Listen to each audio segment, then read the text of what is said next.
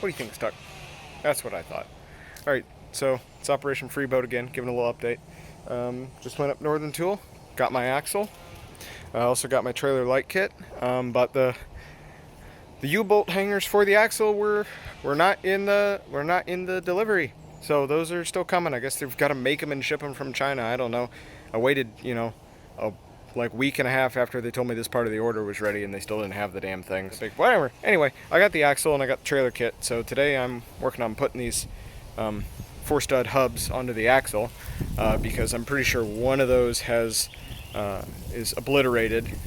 That one right there, that was on the rotten end of that axle. So I don't want to use those 5-stud hubs if I can, also because I'd have to buy studs. But I'm putting these 4s on, and I lucked out. They're both 1 16ths. I got the approximeters on them, so that's good. And all the hardware is compatible, and even the cotter pin lines up when it gets tight. So it was beautiful. So I just went and did that, and that went real smooth. And I'm gonna go over there and do that side. And after I get all this set up, I'm gonna stick it somewhere until I can wait on the U-bolts to come in, so I can jack this up and then actually mount it. And whenever I pull the boat off the trailer to work on the light kit this afternoon, I'm going to go through and tell you everything I've done to make this hack job retrofitted suspension. Alright, I got way less room over here, but I'm still going to try and show you what I'm doing. I'm popping covers off the hubs, getting in here, undoing everything, and then I'm just moving it right over here onto the other axle. The only difference is that these have like a weird proprietary cotter pin system on it that's kind of cool. These are Dexter 1 16 hubs. Alright, so when you drop the castle nut down there into the sand, what you're revealed with is what looks like a normal axle, except it's not, because it's actually, I forget the technical term, but it's a D-shaped axle shaft, at least here on the threads. It's like a partially interrupted thread. Abbreviated thread? I don't know what you would call it. It's hard to take this off with one hand while fighting threads, but see, it's got this proprietary washer with 2 little wings on it. See, like that? And this special castle nut that has extra wide gaps in it. What happens is you tighten it down and then you fold one of these 2 wings over into the castle nut, and it works just like a cotter pin. And I think that's pretty slick, except for the whole fact that it's proprietary. But luckily, the bearing inside of it is totally normal, and the whole back of the axle is totally normal. Why is that purple? Holy hell.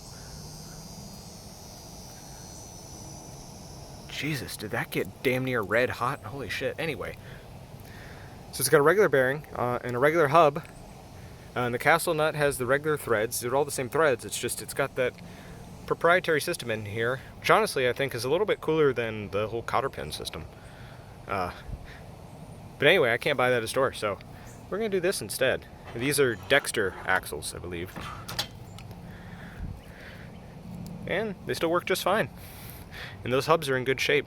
Don't know why that's purple though. The other one was not purple, so I guess that was really running really hot. Yeah, see, this one over here is only straw colored.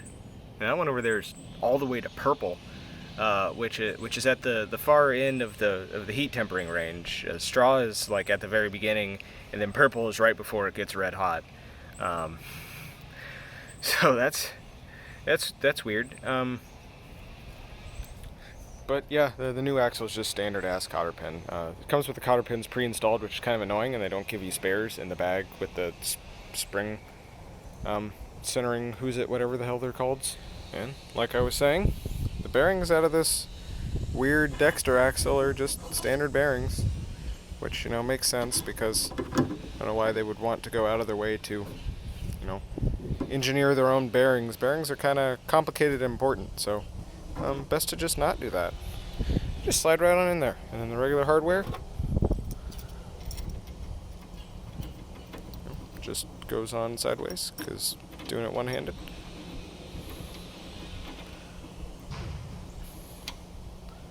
But just goes right up on there. 1/8 of a turn with the old clicky stick. Perk. And she lines up. Let me just double check that that's all it needs. Yep. There's no play in there. I'm going to crank on it just a little bit more to see if I can get one more notch out of it. I was able to get that one extra bit, and now it's about the same tightness as the other one. You know, still fairly tight, but it's tight enough that with all this old part, or with all these old parts, I think once it starts warming up, it'll wear itself in, and then it'll be perfect. I'd rather have it a little too tight than a little too loose on something marine like this. If it's a little too loose, salt water will get in there, and it'll eat itself alive. I mean, I'd rather have it overheating a slight amount. I don't plan on, towing this thing 400 miles. Alright, and that's in. I really gotta abuse these cotter pins to get them in. I did have to back this off like 3 degrees just to get the cotter pin straight. There we are. The axle has been hubbed. I'm gonna work out something to cover up those spindles so that they don't rust away into oblivion, as I'm pretty sure I'm gonna have the clearance to be able to leave them on.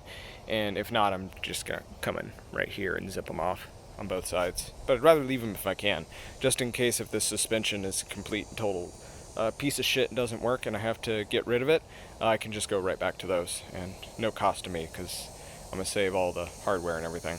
Alright, and that's what these are. Dexter Easy Lubes, 1585 and 1s. I was wondering where the hell I read that, because it's not anywhere else on the dang axle.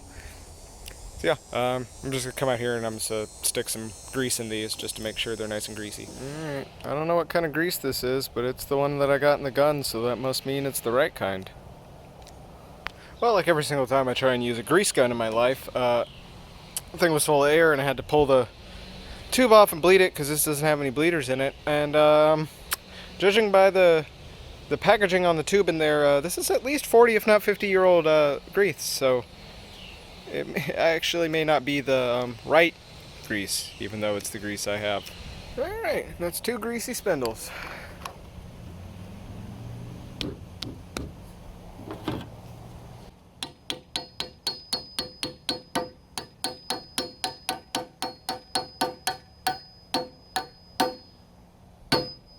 Done.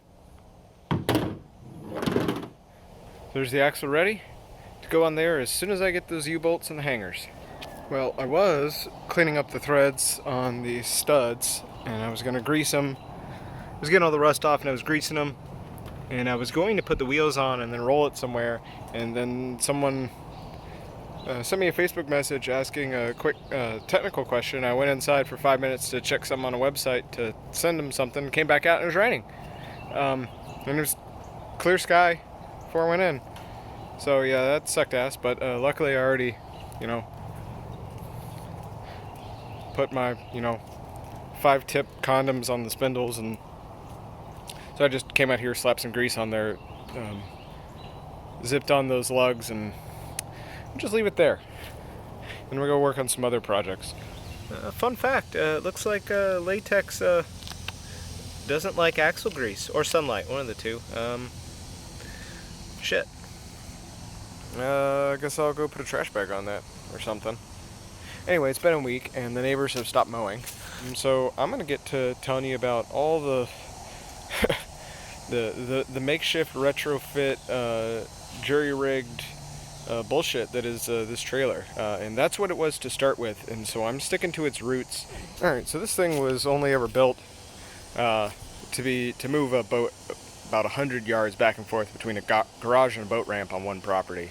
And as such, it doesn't have a suspension. It's not built for, high speed. Low speed, high drag. I'm trying to stick to the design principle that the original manufacturer had, which is just sort of do everything half-assed in the easiest way possible with what you got on hand.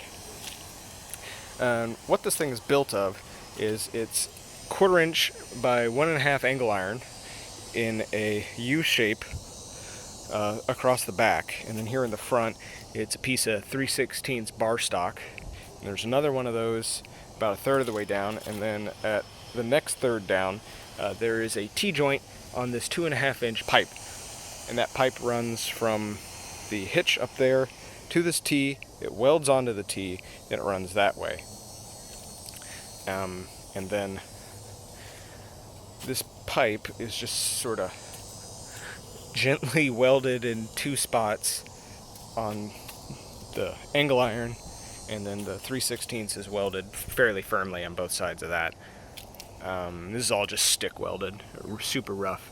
And as you see right there, there's only about 8 inches of pipe on either side there in the middle, and I think that's like ye olden stainless steel, because it's very unrusty. I mean, there's some rust, so I think it's like a very early type of stainless or something like that, but that's like I think that's a 3-inch piece of angle iron that's about 3/16 thick, maybe a tiny bit smaller, a skosh smaller.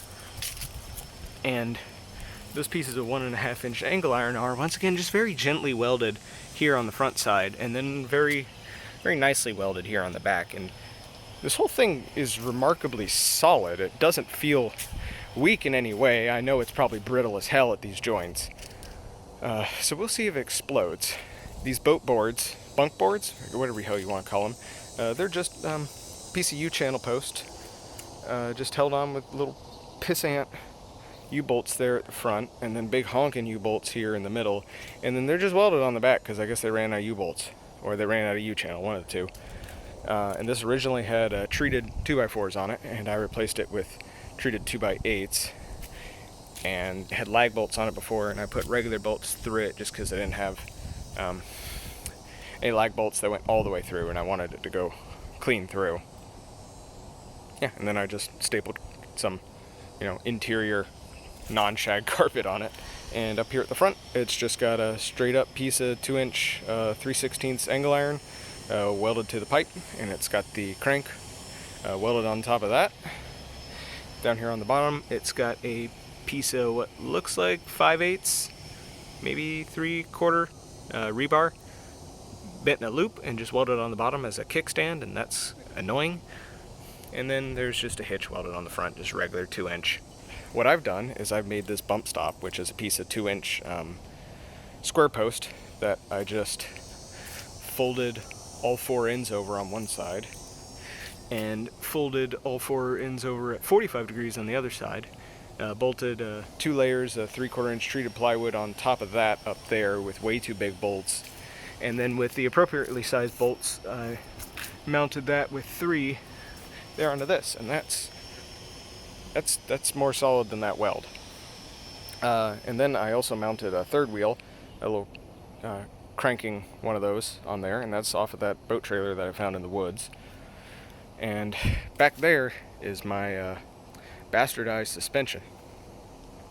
And now what this is 2 5-foot pieces of heavy-duty 2-inch U-channel post at a 10-foot piece, and I just snipped it in half. And then I centered that as well as I could, and then I made U-bolts because this is a weird size and the holes didn't quite line up, and rather than trying to mill out those holes and get something to fit with some expensive hot dip galvanized U-bolts that were in a weird size that I couldn't really find and probably going to take a month, I just took a piece of 7/16, or I think that's 3/8 electro galvanized all thread, and just bent it around into a loop and torqued that down on there, and that's pretty good. So I'm sure that'll explode, and I need to trim the bottoms off because there's about 4 inches sticking off the bottom. But it's solid. And then over here on the 1.5 inch, I've got that big old 1/2-inch bolt that came from the mounts for the springs on that trailer I tore apart, and then I've just got a regular 3/8 inch, I think that's like a head bolt off of an engine. I just used the original 1.5 inch bracket off of the spring mount, and I just took that and made do with what I had. And because those 1.5 inch bolts were about 2 inches too long, 1.5 inches too long, and I didn't have a 1/2 inch die on hand to add more threads, also because I didn't want to do that because it would take off the galvanizing and it would rust faster, I did the right thing, and I just grabbed some 5/8 internal diameter nuts and just chucked it on there, and then torqued it down. And so that's nice. I did that on the other side as well, except I had to do that with the stud there, and I didn't reuse the 1/2 inch, or I didn't reuse the 1/2 inch on that side. I did do it over there, and that's because this U-channel isn't quite centered.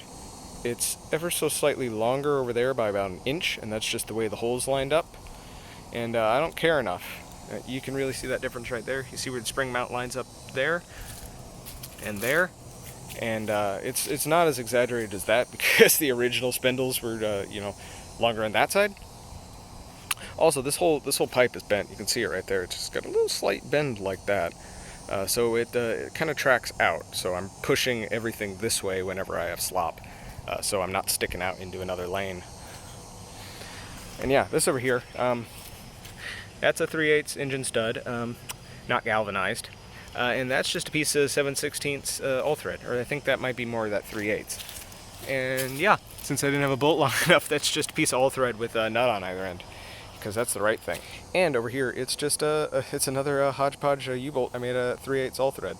And then because there's about this much gap below that 1.5 and the U-channel, because that 2.5 inch pipe sticks down a little bit, I bought a piece of 1.5 inch punch square tube, and I just cut that into 6-inch sections and just stuffed it underneath this. And so that's held really snugly in place by this bolt, which is pinching on it just slightly, and then it's being pressed down. And as you can see, it's not sitting on the angle iron, it's sitting on that.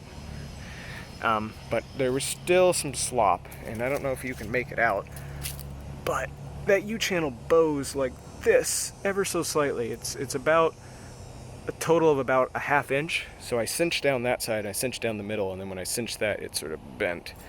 And luckily it's got just enough flex that it didn't crush that pipe in the middle. And yeah, it honestly feels really solid. And then in order to get these spring mounts on it, before I had any of this mounted, I first mounted these spring mounts to the U-channel, and I had that in just a square, and then I slapped that underneath and then mounted that on. And those are just held on by some little, like 2-inch, 1/2 inch electro galvanized bolts. I wanted hot dip galvanized, but didn't have a tractor supply when I went, so I got those. Yeah, and that's probably the most accurate, correct hardware on this entire thing. I'm also realizing that those springs are probably way too heavy. Those are probably like 4,000, 3,500 pound springs, and that's a 2,000 pound axle. And this probably is never going to have more than, 2,000 pounds on it, unless I leave the plug in and this fills with rainwater. Because I did the math, and I think if this fills all the way with rainwater, it might weigh up to 3,000 pounds. And in addition to all that suspension, I also wanted pylons. So what I have here is just a piece of like 1-inch aluminum angle iron. I think this came out of like a windowsill or something like that. I don't know. It was laying around at the other house, so I just snagged it. And that's just bolted onto the end of the U-channel with a bolt. And then what I do is I have this piece of PVC, and this one's a really nice fit. It just swoops right on there, and then I have it upside down. And then it just goes on with a couple of wood screws that just holds it in place. That's my makeshift bastardized suspension that I've got on this. Ooh,